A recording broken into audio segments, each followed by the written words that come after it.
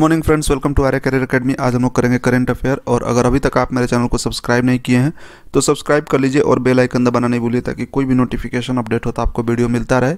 और साथ साथ में बेल आइकन दबा दीजिए। नीचे में आपको टेलीग्राम का लिंक मिल जाएगा, जहाँ से आप सारा PDF ले सकते हो करंट अफेयर का। चलिए सबसे पहले कल के क्वेश्चन का आंसर देख लेते हैं। कल क्वेश्चन आपसे पूछे थे, खेलो इंडिया यूथ गेम्स 2019 का आयोजन किस स्थान पर किया गया है। तो बहुत सारे लोगों ने करेक्ट आंसर दिया। इसका जो करेक्ट आंसर हो जाएगा डी, आपका महाराष्ट्र पुणे में किया गया है। और महाराष्ट्र सबसे ज़्यादा मेडल भी जीता है, 181 लगभग मेडल जीता है। और सेकेंड नंबर पर दिल्ली रहा है। चलिए देखते हैं। अब आज का सेशन चालू करने से पहले आप लोग लाइक बटन को जरूर दबा दीजिए। चलिए क्वेश्चन नंबर 1 है, इसरो माइक्रोसेट आर सैटेलाइट लॉन्च करेगा। तो माइक्रोसेट आर सैटेलाइट इसरो कब लॉन्च करेगा? 4 ऑप्शन देख लीजिए। ए 24 जनवरी 2019, बी है 23 जनवरी 2020, सी है 25 जनवरी 2021 या डी है 26 जनवरी 2022। तो करेक्ट आंसर हो जाएगा 24 जनवरी 2019 को लॉन्च किया जाएगा ये सैटेलाइट। चलिए क्वेश्चन नंबर 2 देखते हैं। क्वेश्चन नंबर 2 है, प्रधानमंत्री राष्ट्रीय बाल पुरस्कार 2019 पुरस्कार के लिए कितने बच्चों का चुना गया है? तो 4 ऑप्शन देख लीजिए। ए है 26, बी 38, सी 40 या डी 56। तो इसका जो करेक्ट आंसर हो जाएगा वो हो जाएगा 26 बच्चों को चुना गया है। इसमें क्या होता है कि जो विशेष तौर पर बच्चे कुछ, जैसे कि मान लीजिए कुछ बहुत ब्रेवरी वाला काम किए हैं या बहुत सोशल एक्ट किए हैं, तो उनमें इन सारे बच्चों को चुना जाता है पूरे इंडिया भर में, और उनको राष्ट्रीय बाल पुरस्कार से नवाजा जाता है। चलिए क्वेश्चन नंबर 3 देखते हैं। क्वेश्चन नंबर 3 है, जैविक उत्पादन में उनके योगदान के लिए 2019 जापान पुरस्कार से किसने सम्मानित किया? 4 ऑप्शन देख लीजिए। ए सुरेश प्रभु, बी है मुकेश अंबानी, डी है रतन लाल या सी है रतन लाल या डी है दिनेश गुप्ता। तो इसका जो करेक्ट आंसर हो जाएगा वो हो जाएगा रतन लाल। ये सॉइल जैसे होता है ना, सॉइल के प्रोफेसर हैं, साइंटिस्ट भी हैं। तो इनको जो है जापान पुरस्कार 2019 से सम्मानित किया गया है। तो रतन लाल आपका करेक्ट आंसर हो जाएंगे। क्वेश्चन नंबर 4 देख लीजिए। एसेंचर के अंतरिम मुख्य कार्यकारी अधिकारी मीन्स CEO के रूप में किसे नॉमिनेट किया गया है? है नहीं, था नहीं, है। ठीक है, 4 ऑप्शन देख लीजिए। ए है जोसेफ मेनाडे, बी है डेविड रोलैंड, सी है मिशेल रोबिश या डी है जिमी स्टीव।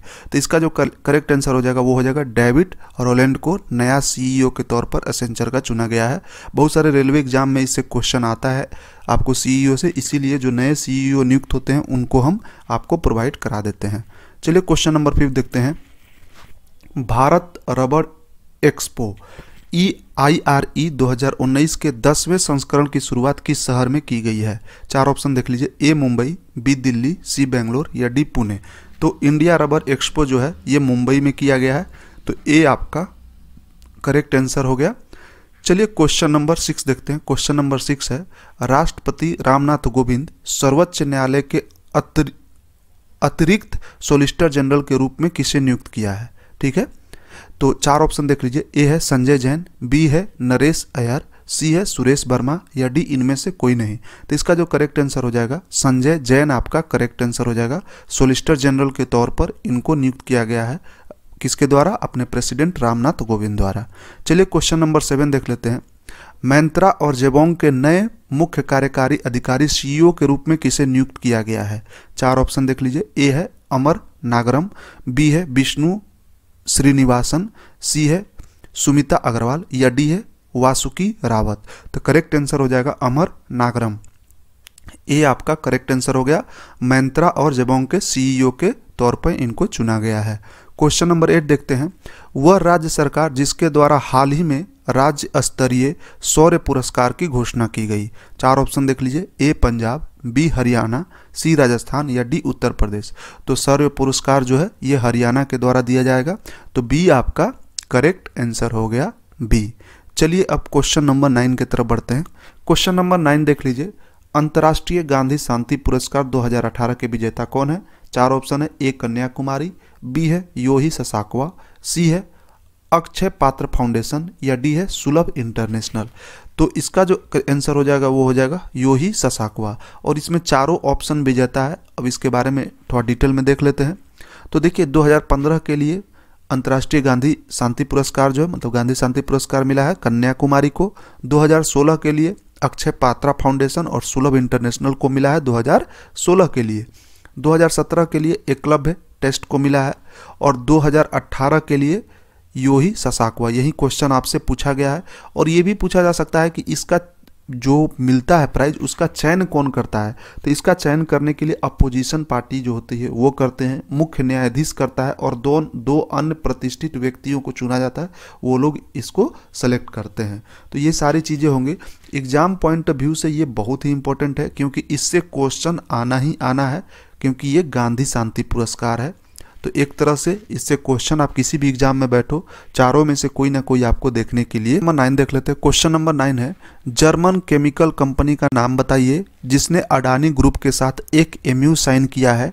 एक्रिलिक मूल्य श्रृंखला 16,000 करोड़ रुपए का। ऑप्शन देख लीजिए, ए है BASF, यहाँ पर बी कर लीजिए, बी है डाउन केमिकल, ऑप्शन सी है CABIC, ऑप्शन डी है DU पॉइंट। तो इसका जो करेक्ट आंसर हो जाएगा BASF आपका करेक्ट आंसर हो गया। ठीक है, ए आपका करेक्ट आंसर हो गया BASF। क्वेश्चन नंबर 10 की तरफ बढ़ते हैं। 17 जनवरी 2019 को प्रयागराज में 2 दिवसीय गांधीवादी पुनरुत्थान शिखर सम्मेलन का उद्घाटन किसने किया?